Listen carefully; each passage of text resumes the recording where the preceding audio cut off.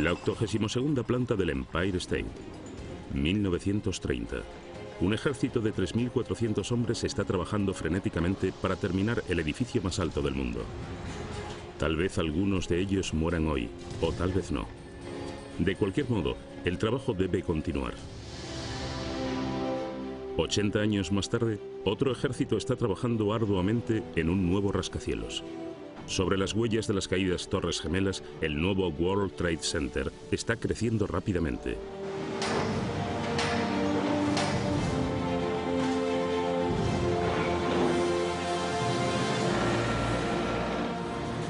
Dos edificios con dos historias increíbles, destinados a dominar el horizonte de Nueva York y representar Estados Unidos.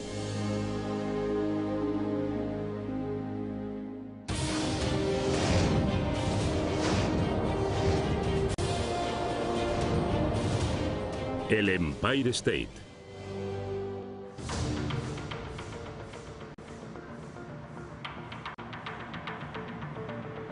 Es el paisaje urbano más famoso del mundo. Nueva York cuenta con más rascacielos que cualquier otra ciudad de Estados Unidos. En estos cañones de vidrio, acero y hormigón, un edificio define el horizonte de Manhattan, el Empire State.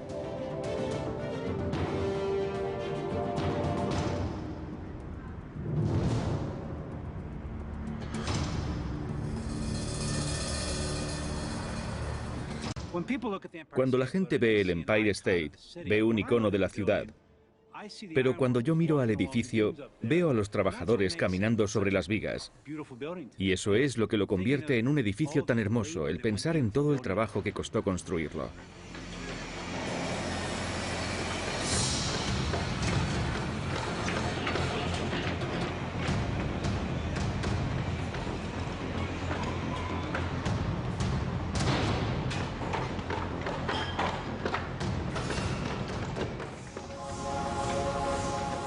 Hay riesgos, pero cuando se termine, hará historia.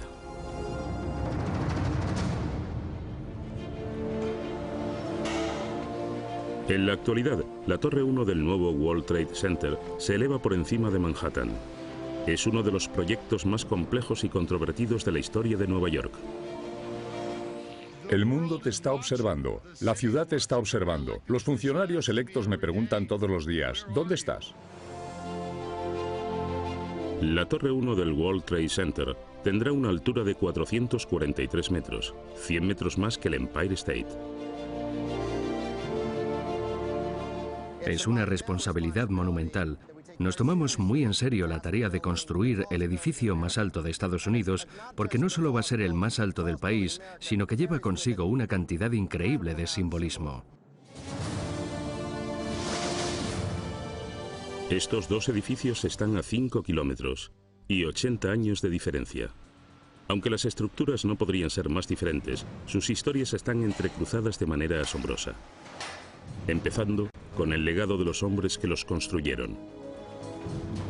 Soy John Collins y llevo 30 años en el negocio. Mi abuelo, que nació en 1897, vino aquí en, digamos, 1903 y se dedicó a la siderurgia durante 50 años. Trabajó mucho en el Empire State.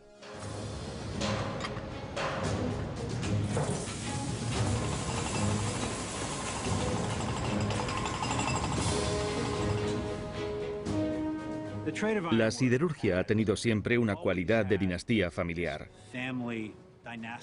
Los padres les pasan el trabajo a sus hijos, que luego acaban viendo cómo los suyos también se meten en esto. Creo que tiene algo que ver con el orgullo del trabajo.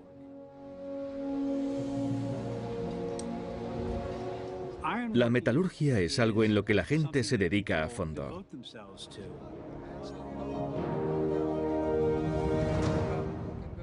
Mi abuelo trabajó en el Empire State junto con muchas otras personas en aquella época.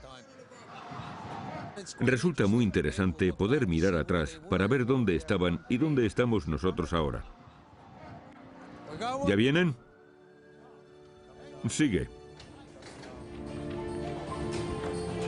Estos herreros eran los mejores en el negocio, y al transmitir sus conocimientos y habilidades de generación en generación, también transmiten sus leyendas. Mi abuelo era Joe Jocks y uno de sus primeros trabajos fue el Empire State. Recuerdo que me contaba historias de la época de la Gran Depresión, que entonces la gente hacía cola todos los días, esperando que alguien se cayera. Con tantos obreros cualificados desempleados, siempre había alguien dispuesto a ocupar su lugar. Estos hombres fueron los pioneros del cielo.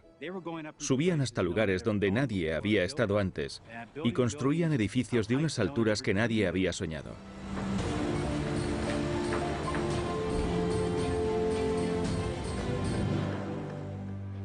El hombre que aportó los fondos para llegar a esas nuevas alturas fue John J. Raskob, el hombre que financiaba este proyecto. Después de una carrera fallida en la política, el Empire State ofreció a Raskob la oportunidad de dejar un legado muy grande detrás. Su plan era tremendamente ambicioso. Quería construir el edificio más alto del mundo.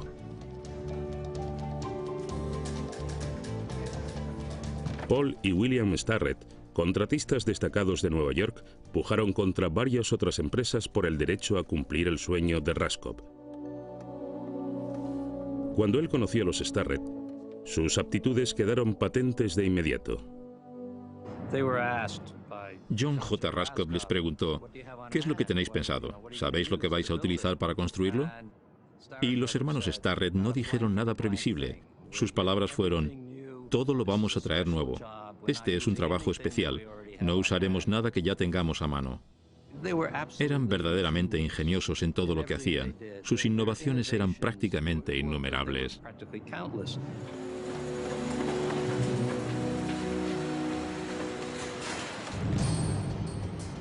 Al igual que los hermanos Starrett, los hombres que construyen la Torre 1 del World Trade Center afrontan una serie de obstáculos.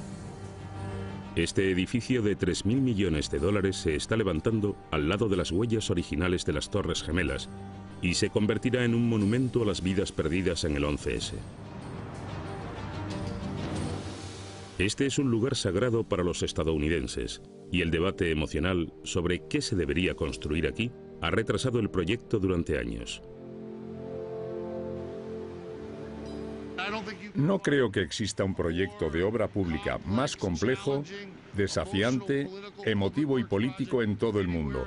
Y para bien o para mal, yo soy el director ejecutivo. Me encargo de que todo vaya bien.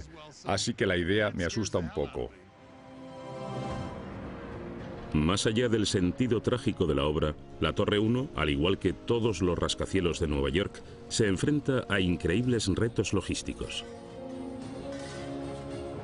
Poner un rascacielos en Manhattan es quizá el sueño de un promotor inmobiliario y la pesadilla de un contratista. He oído la expresión de que construir en esta ciudad es como hacer cirugía de corazón en una cabina telefónica. Yo lo describiría como estar en una cabina con otras 5 personas dentro. Imagínate la cantidad de cosas que tienen que venir aquí cada día. Estamos construyendo el edificio más grande de Estados Unidos en una de las intersecciones más transitadas del mundo.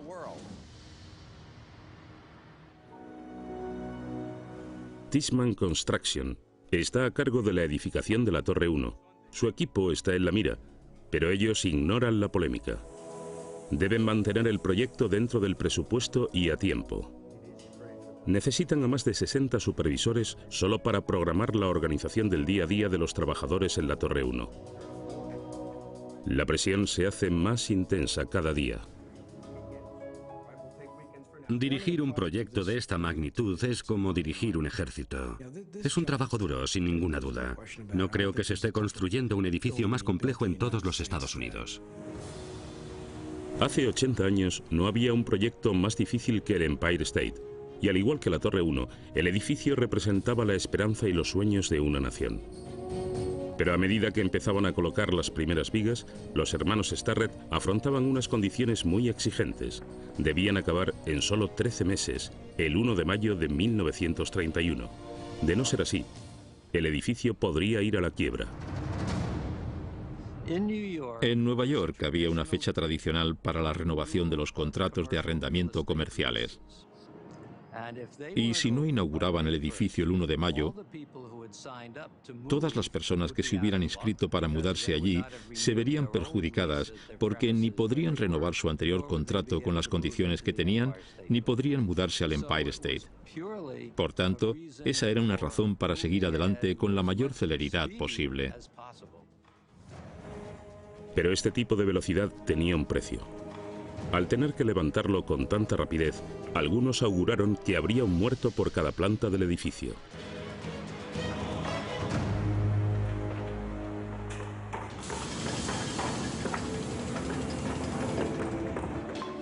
El 7 de abril de 1930 se inició la construcción del Empire State. Los hombres que vinieron a trabajar en este gran proyecto eran conscientes de los riesgos que implicaba. Muchos expertos predijeron que morirían muchos trabajadores. Esos temores eran justificados, ya que los grandes proyectos siempre acababan con numerosas víctimas. Durante la construcción de la presa Hoover, 96 trabajadores perdieron la vida.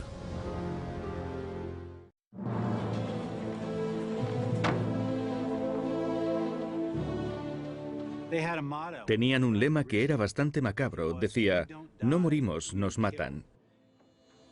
Para entender este lema, tienes que saber que la mayoría de estos chicos nunca llegaron a la edad de jubilación. La inmensa mayoría de los trabajadores eran inmigrantes. Hombres de todas las nacionalidades unidos entre sí, como hermanos ayudándose mutuamente. Un resbalón significaba una muerte segura, ya que tenían que mantener el equilibrio con los fuertes vientos que soplaban desde el río Hudson. Una de las reglas vitales era no mires hacia abajo. Lo peor es cuando caminas tú solo sobre una barra de acero por primera vez. De repente sientes que la viga empieza a tambalearse y echas a correr, porque si no lo haces te caes. Pero te puedes sentar sobre la viga, apoyando los pies sobre el borde inferior y seguir caminando.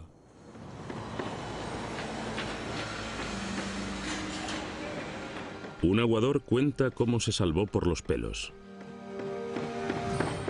Una vez, a 12 pisos de altura, me resbalé. Me aferré a la viga con mis piernas. Me habría convertido en una mancha en el asfalto. Cuando tienes 16 años, no tienes suficiente cabeza para pasar miedo. Entonces no teníamos líneas de seguridad, no teníamos cascos, gafas protectoras ni cosas por el estilo. Y lo único que te decían era, ve a por el hierro y haz tu trabajo. Con la depresión asolando Nueva York, siempre había alguien esperando para ocupar tu lugar. Mi madre me contó una historia sobre un hombre que tuvo un accidente. Se cortó el dedo, pero no atravesó el guante, así que este hombre se limitó a sacudir el guante, dejar caer el dedo y seguir trabajando, porque si no habría perdido su puesto. Algunos trabajadores abrazaban el peligro e incluso encontraban formas de suavizarlo. Todo el mundo se cree que tienes que ser un superhombre para manipular acero. Por supuesto que no es nada fácil, pero hay un montón de trabajos que no cambiaría por este. Yo no quiero ser un conductor de taxi. Míralo ahí abajo, esquivando el tráfico de una forma u otra. También podrías morir en una situación así.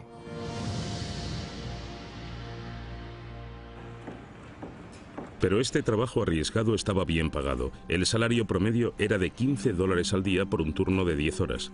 Incluso los aguadores ganaban $5 al día más propinas. En aquella época eso era mucho dinero. Durante el apogeo de la construcción, llegaron a trabajar 3.400 hombres en el edificio, organizados en grupos que operaban rápidamente. En aquellos tiempos parecía una carrera. Ponías a un grupo detrás de otro y era como una contrarreloj. Todo se hacía deprisa.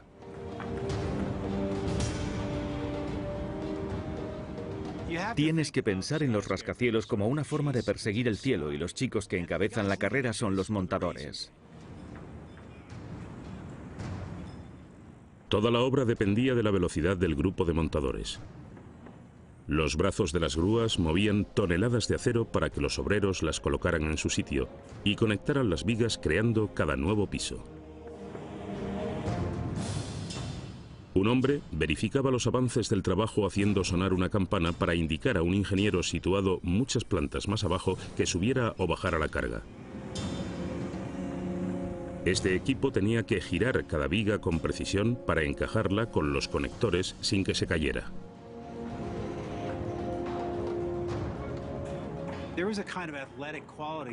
Estos chicos poseen cualidades atléticas. Tienen que estar en la zona todo el día porque allí arriba todo se mueve muy rápido y desde que quitan una viga de una grúa tienen que agarrarla y colocarla.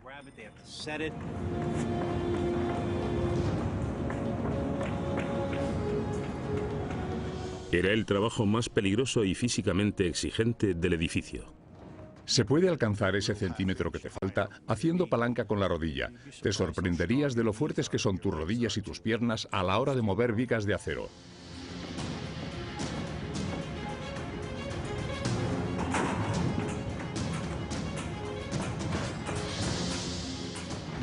Si tienes problemas con los agujeros, puedes usar tu lenguaje corporal y mover una pieza de 5 toneladas sin problema.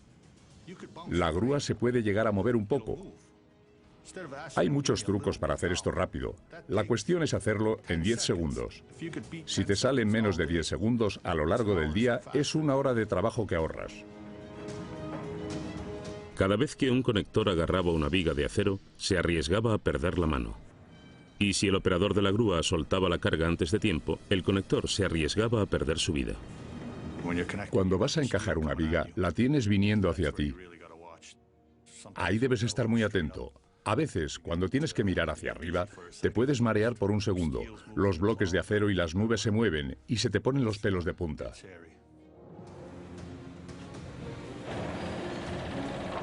Después de los montadores, vinieron los que se ocupaban del corazón del edificio, los encargados de los remaches.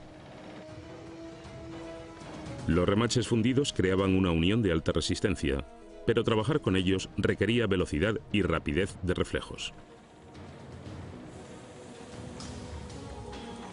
El soldador tenía que lanzar un remache a 500 grados de temperatura al receptor.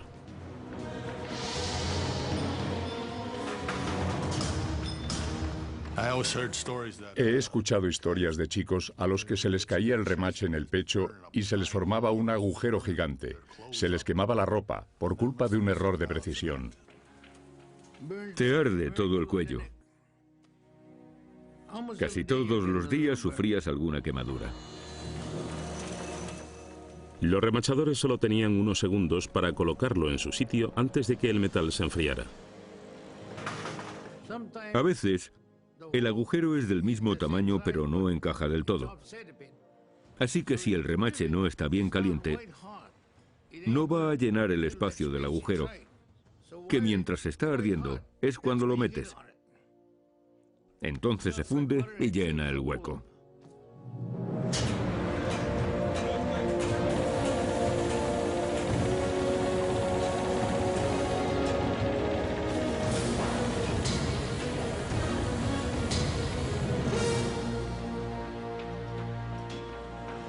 A pesar de las peligrosas condiciones que afrontaban los obreros, la predicción de que habría víctimas en masa no se hizo realidad. De hecho, solo 6 hombres perdieron la vida durante la construcción del Empire State. Quizá la cooperación entre los grupos fue la clave que ayudó a evitar más muertes.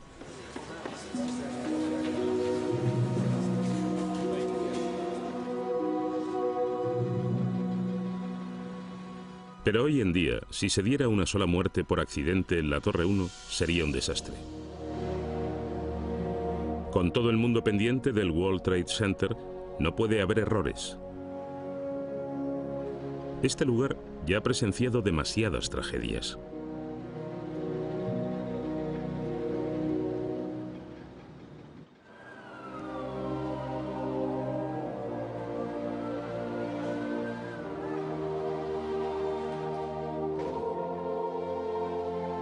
Después del horror del 11S hubo un gran debate. ¿Debería reconstruirse el World Trade Center?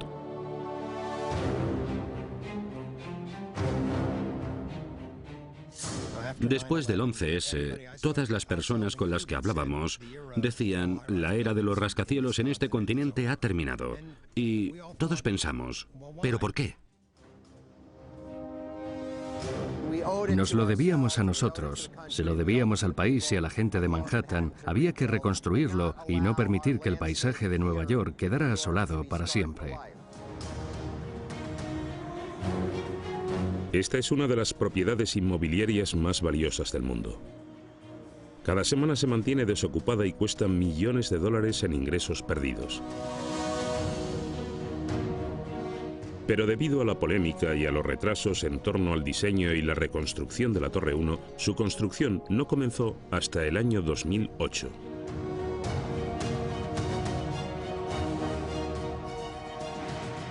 Estamos construyendo el edificio más alto, el rascacielos más alto de Estados Unidos. Y hay un punto de orgullo en esto, no solo debido a los terroristas y el ataque, sino que la ciudad necesita que se construya. Una vez que se decidió reconstruirlo, los arquitectos de Skidmore, Owings y Merrill tenían que hacer algo que nunca se había hecho antes. Iban a diseñar una fortaleza de alta tecnología. La Torre 1 es en realidad dos edificios. Un núcleo de hormigón dentro de un marco de acero.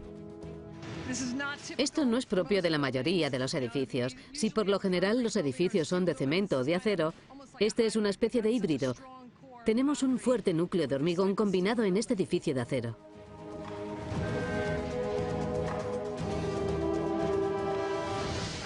Normalmente, cuando proyectas una altura de este tamaño en un edificio, la cantidad de barras de refuerzo disminuye.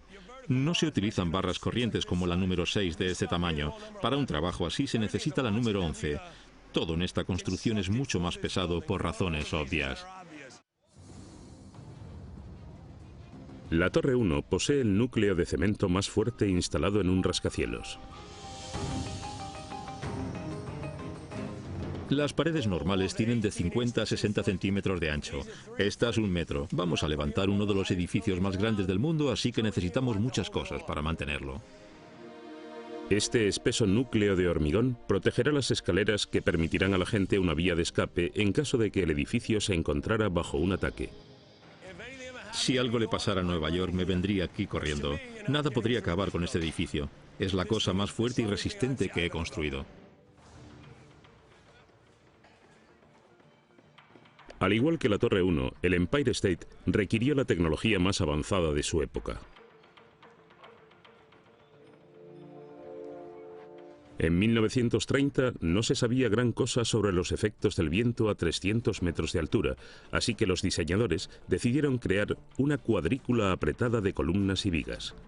La simpleza de esta caja de acero permitió levantar el Empire State a la sorprendente velocidad de 1 piso por día. Pero la Torre 1 se está construyendo a 1 piso por semana. Todo el mundo en esta ciudad tiene una opinión sobre la rapidez con la que se puede construir. El Empire State es un edificio de cristal y acero revestido con sistemas muy simples en su interior.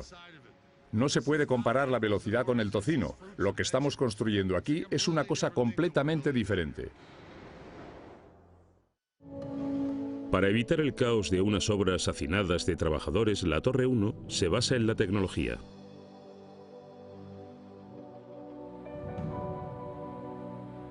Los palos han sido sustituidos por palancas de mando. Antes hacían falta 3 hombres para mover un brazo de la grúa. Ahora solo hace falta un par de dedos.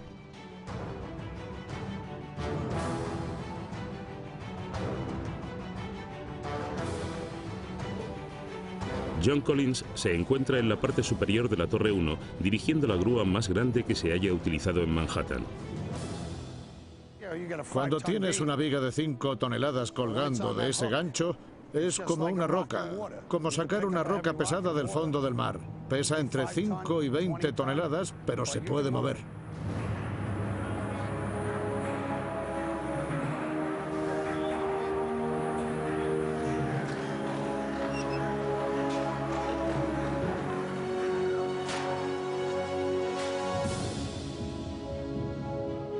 Trabajar en el turno de noche es mucho más peligroso, así que Keith Mayo tiene las manos ocupadas mientras guía al operador de la grúa por radio. Las vidas de todos estos chicos están en mis manos, ya que yo doy las señales. El más mínimo error puede llegar a matar o desmembrar a alguno de ellos.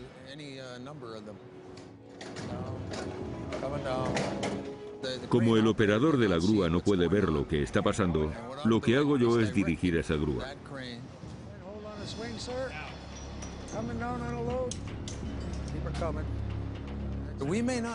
No le vemos, ni siquiera sabemos qué aspecto tiene, pero él reconoce mi voz y yo la suya. Y en eso nos basamos.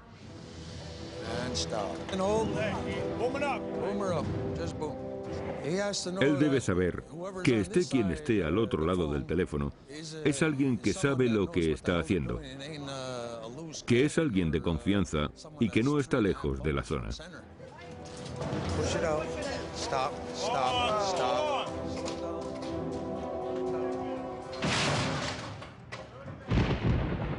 Pero toda la tecnología en el mundo se vuelve inútil cuando se desencadena una tormenta en el río Hudson.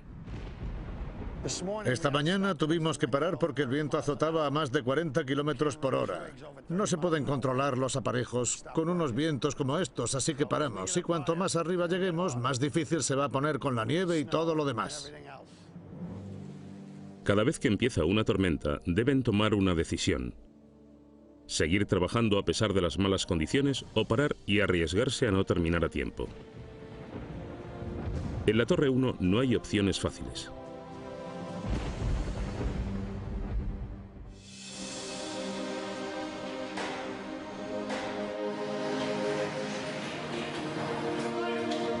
El rascacielos más alto de los Estados Unidos está creciendo sobre la zona cero.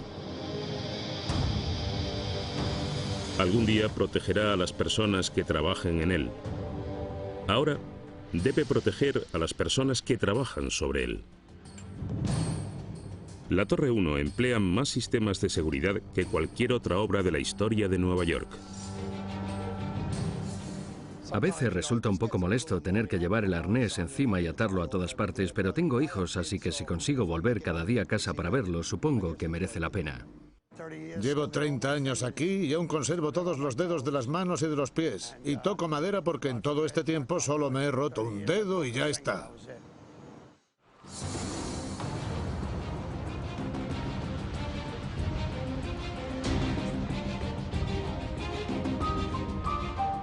Pero hay otro factor en esta ecuación de la seguridad. La Torre 1 está situada sobre una de las estaciones de metro más concurridas de Nueva York. 50.000 personas pasan por ella todos los días.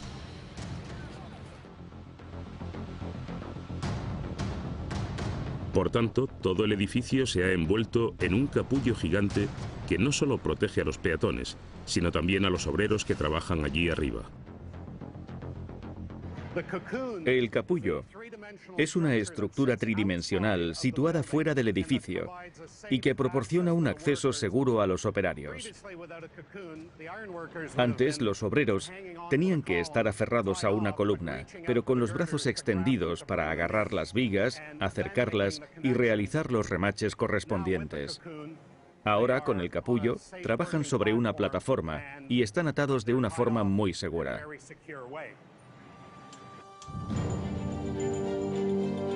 Han cambiado muchas cosas en 8 décadas. Sin embargo, los operarios de la parte superior de la Torre 1 tienen un trabajo muy similar al de los hombres que construyeron el Empire State.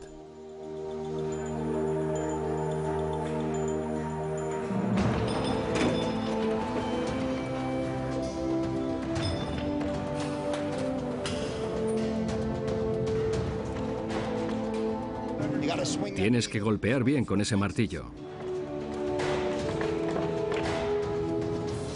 Para unir bien la columna, los agujeros deben quedar alineados. Hay que meter una barra conectora en cada agujero y ajustarla con una llave de cola. Le pones una tuerca, le das varias vueltas y ya está.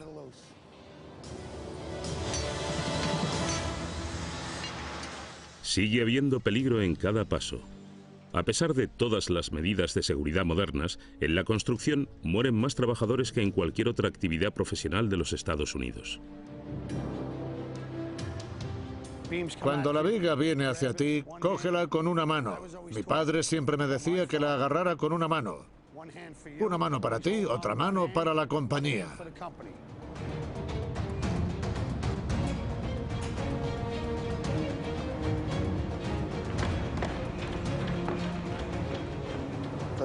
Nosotros nos limitamos a unir las vigas. Así llevamos desde los años 30, desde la época de mi abuelo.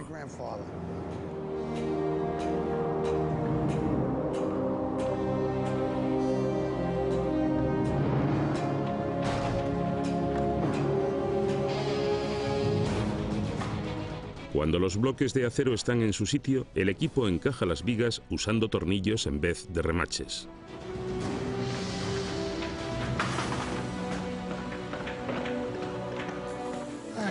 Yo creo que es lo mismo. Un obrero conecta la viga y luego hay que alinearla. En vez de remaches, le metes tornillos. Da igual.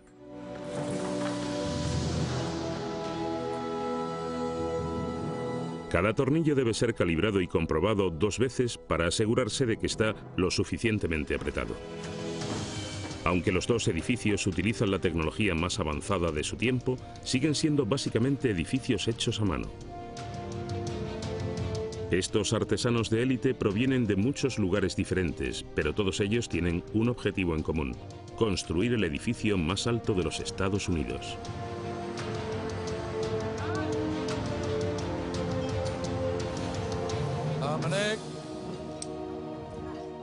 Cuando estás aquí arriba, todos somos jefes. Nuestra relación es estupenda. Hay buena química con el grupo. Y trabajamos juntos. Un poco más, ya está. Venga, sujetadlo. Yo lo veo como algo espiritual.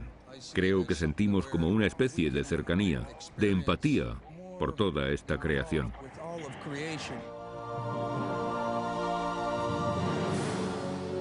Quizá el abuelo de Keith Mayo experimentara lo mismo cuando construyó el Empire State.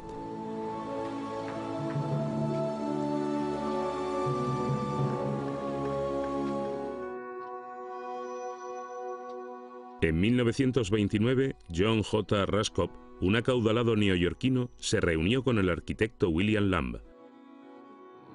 Uno de ellos puso un lápiz de pie. Se parecía un poco a la forma del Empire State. Y Raskob dijo, ¿cómo de grande podrías hacerlo sin que se derrumbara? Raskob, que había sido un ejecutivo en General Motors, competía con Walter Chrysler. Ambos querían tener el rascacielos más alto del mundo. Los rascacielos siempre han tenido una doble identidad. Está la rivalidad, la ostentación de poderío, la reputación del país. Creo que a los seres humanos siempre les ha fascinado la idea de construir edificios más altos y más grandes. Hay muchas razones para hacerlo. Muchas veces es por ego o por dejar un legado, pues ¿qué vamos a dejar atrás cuando hayamos muerto? Raskob quería crear una ciudad dentro de otra, de forma que hasta 80.000 personas entraran y salieran del edificio todos los días. Cuando decidió financiar el Empire State, corría un riesgo económico monumental. Estaba suponiendo que habría la suficiente demanda para llenar 195.000 metros cuadrados con oficinas, muchos más que en cualquier otro edificio de esa época en Nueva York. En el momento de su creación, el Empire State fue un ejercicio de optimismo. Sus desarrolladores eran empresarios sin experiencia en propiedades inmobiliarias. Se estaban adentrando con mucho entusiasmo en un nuevo terreno. Era una propuesta arriesgada incluso en una buena época, pero el inicio de la Gran Depresión convirtió el sueño de Raskob en una apuesta desesperada. Necesitaban terminar el edificio en 13 meses y abrir el 1 de mayo. De lo contrario, no habría inquilinos ni ingresos, y el Empire State sería un desastre financiero. Los contratistas de Raskob eran su única esperanza. Para tener alguna posibilidad de acabar a tiempo, utilizaron una nueva técnica llamada construir por la vía rápida. Los Starrett comenzaron a construir antes de que el arquitecto principal William Lamb hubiera finalizado el diseño. Los arquitectos solo habían diseñado unos cuantos pisos y los contratistas ya habían puesto a sus hombres a trabajar. Por increíble que parezca, la relación fue fluida entre los dos grupos. Este es el modelo para nosotros de la forma de diseñar edificios en el futuro. Asegurarse de que exista una colaboración, no solo con nuestros otros consultores, sino con las personas que van a tener que levantar estas construcciones.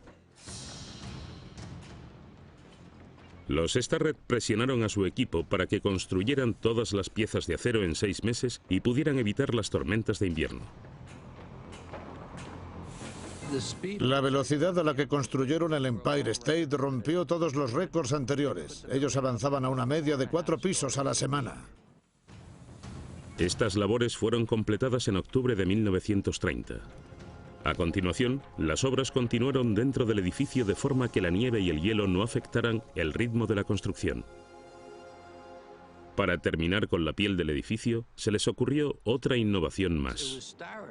Los Starrett dijeron: no compremos ladrillos para la fachada del edificio porque son caros. Podríamos poner piedra caliza en su lugar por un precio inferior. Sería más fácil y más rápido, y a largo plazo sería incluso más bonito de ver. Utilizaron losas prefabricadas de piedra caliza que se podían colocar fácilmente en la fachada. Fue el primer muro cortina a gran escala de la historia de la construcción en Estados Unidos. La Torre 1 también cuenta con un muro cortina de vidrio en lugar de piedra caliza. Cuando se termine, tomará su lugar junto al Empire State y ambos marcarán el horizonte de Nueva York. Uno espacioso y moderno y el otro sólido y clásico. Pero mientras los Starrett daban prisa a sus hombres para que completaran el Empire State, no estaban pensando en qué aspecto tendría Nueva York en las décadas siguientes. Solo pensaban en soluciones para cumplir con los plazos. Para los hermanos Starrett, que no eran jóvenes, el Empire State representaba la culminación de su carrera. Esta era la última oportunidad que tenían de construir un edificio enorme antes de que fueran demasiado mayores para seguir trabajando. William y Paul Starrett usaron toda la experiencia que tenían de edificios anteriores para el proyecto más grande de sus vidas. Todos sus pensamientos y cálculos fueron encontrados por Carol Willis en este cuaderno perdido hace mucho tiempo, el relato personal de los Starrett de cómo construyeron uno de los mayores rascacielos del mundo.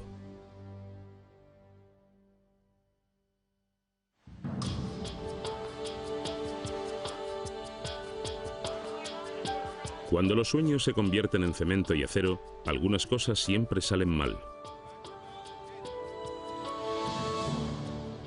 El momento de empezar la parte física de la construcción es como una obra de teatro coreografiada en la que todo funciona hasta que algo cambia.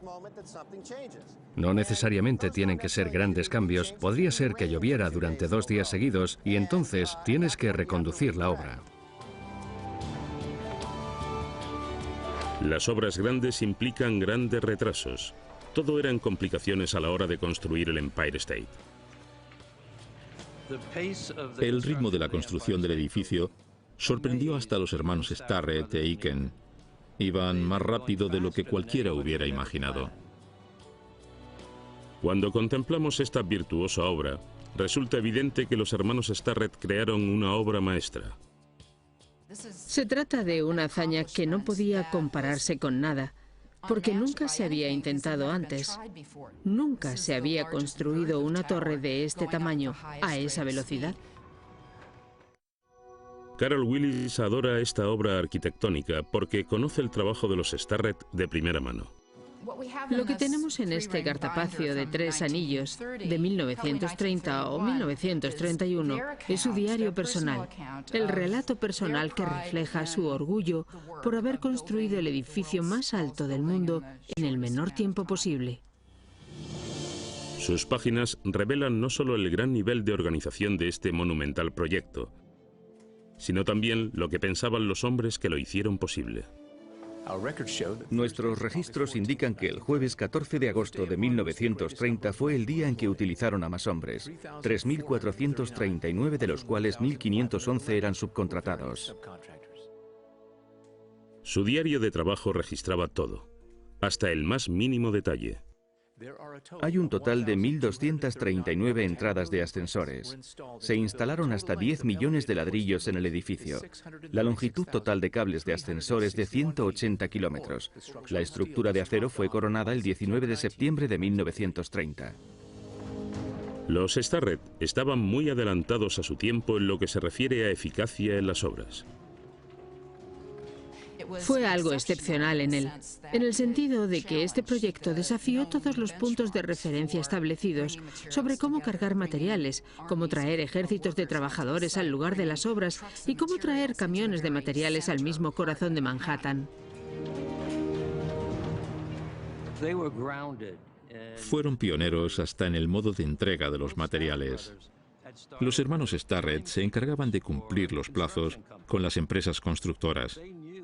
Ellos sabían cuánto tiempo tardarían, o deberían tardar, en hacer algo. Muchas de sus innovaciones siguen en uso hoy en día.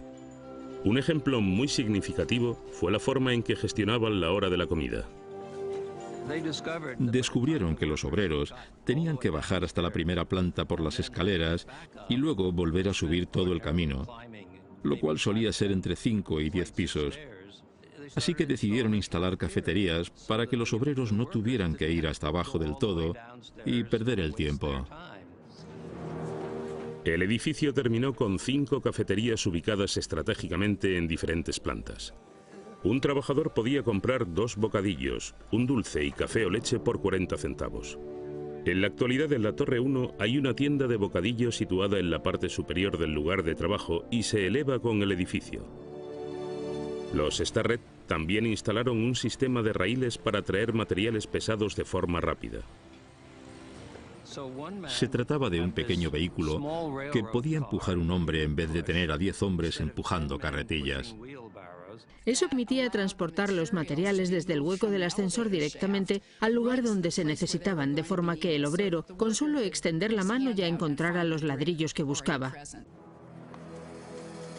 Ellos vigilaban y luchaban constantemente para sacar la máxima productividad de cada minuto de la jornada laboral.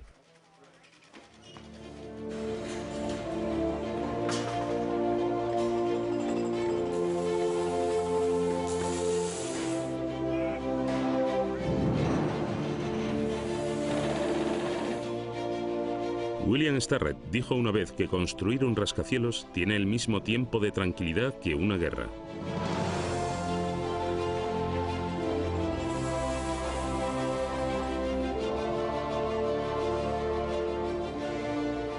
Pero los Starrett ganaron esa guerra. Terminaron el Empire State 2 meses antes de lo previsto y $2 millones por debajo del presupuesto. Fue un momento de orgullo, pero las presiones incesantes de este logro monumental desgastaron a sus creadores. Los hermanos William y Paul Starrett habían sufrido presiones realmente grandes a lo largo de las obras. William murió al año siguiente de que el Empire State fuera terminado y Paul Starrett sufrió un ataque de nervios. Paul se recuperó y retomó su carrera de arquitecto, pero siempre pensó que la muerte de su hermano en 1932 fue causada por el exceso de trabajo. Antes de morir, William escribió sobre su trabajo como constructor. Mi argumento es que el rascacielos posee una forma intrínsecamente hermosa. La construcción de edificios es un requisito fundamental del progreso humano. El rascacielos es un invento exclusivamente estadounidense. Son la máxima expresión de su optimismo, su capacidad para trabajar juntos y su creciente ambición. Creo que los rascacielos reflejan el sentido de la imaginación, la aspiración de conseguirlo todo, de construir, de hacer cosas grandes. Producen vínculos con el comercio y con el lugar donde están situados. Y con el tiempo, cada vez más, definen el sentimiento de sus ciudadanos.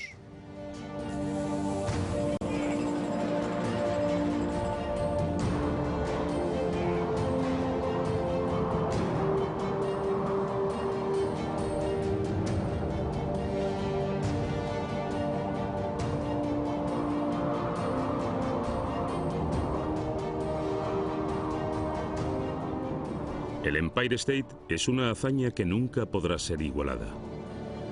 Es el triunfo duradero de una nación con el coraje de soñar y construir. Pronto, la Torre 1 será el rascacielos más alto de Estados Unidos. El sueño continúa.